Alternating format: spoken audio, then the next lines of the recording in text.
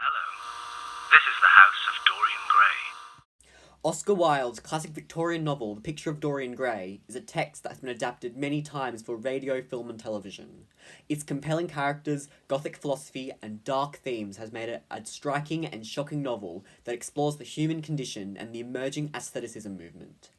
However, the adaptation that takes the most creative liberty with the story is Scott Hancock's The Confessions of Dorian Gray, which almost completely reimagines the whole story for a target audience attuned to Big Finish Productions' series of Doctor Who and Dark Shadows audio dramas.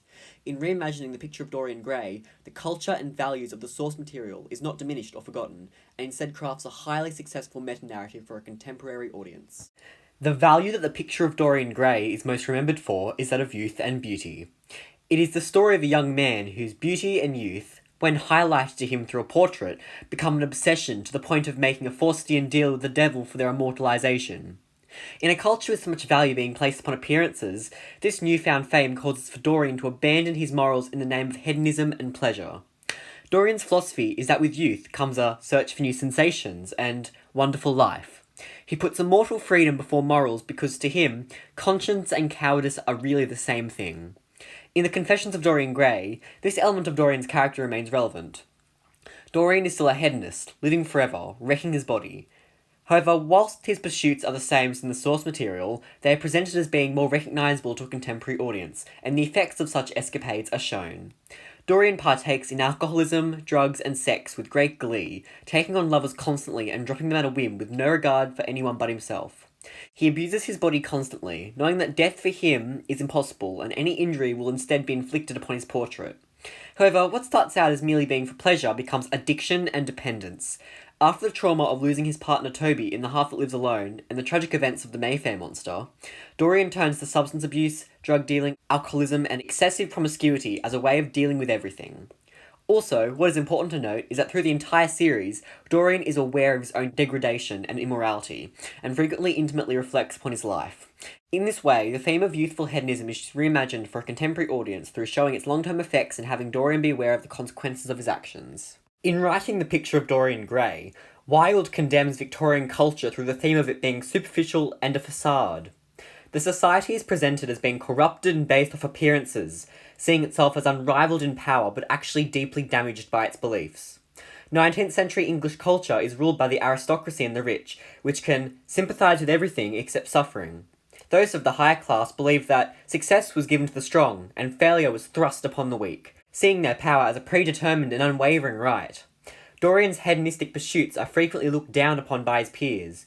However, he is not ostracised and largely avoids scandal because of his perfect appearance as a scholar and socialite, which has given him the freedom to abandon his morals.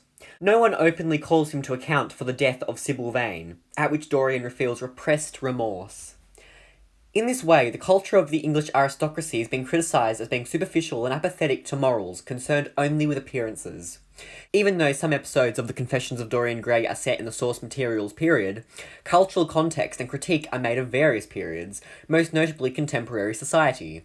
In the very first episode, This World, Our Hell, the themes of hedonism are first raised through the Babylonian demons that have occupied 1900s Paris, living off the sin of the residents.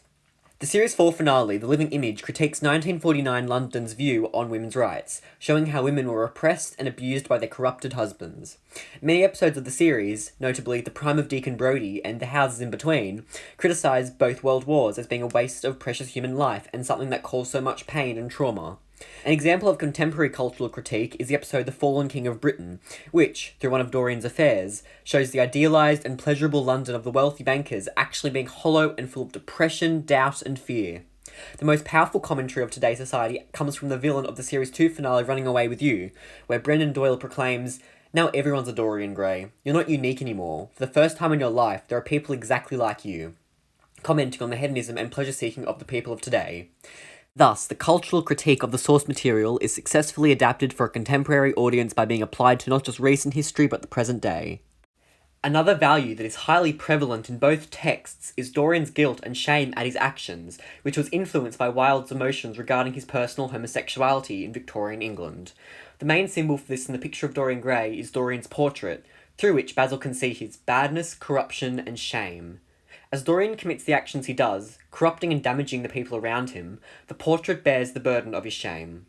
In the Confessions of Dorian Gray, the portrait remains the main motif of Dorian's inner turmoil and self-hatred. The most powerful element of this series is how close the responder is positioned to Dorian, where we are forced to like and empathise with him, meaning that his strong emotions are not just presented, but palpable, which is a feature of contemporary characterisation.